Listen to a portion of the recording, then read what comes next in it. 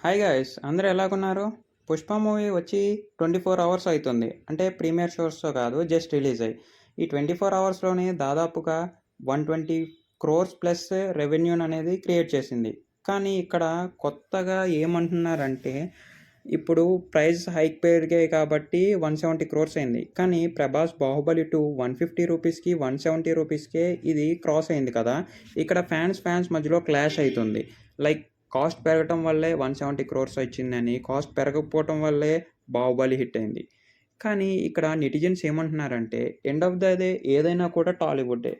కానీ ప్రజల నుంచి వచ్చిన వర్షన్ ఏంటంటే, అతి తక్కువ ధరలో ఫ్యామిలీ అంతా ఎంటర్‌టైన్ అయ్యేది ఈ మూవీస్ వల్లే. ఇలాగా ప్రైజెస్ పెంచితే మిడిల్ క్లాస్ మెంబర్స్ పరిస్థితి, లోయర్ మిడిల్ క్లాస్ పరిస్థితి ఏంటనేదే ఆలోచన.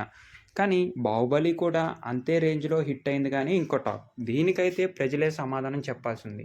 మీరేమనుకుంటున్నారో కామెంట్స్ రూపంలో తెలపండి. లైక్ నేనైతే ఏ సిట్యుయేషన్ బట్టి మారుతుంది అని అనుకుంటున్నా.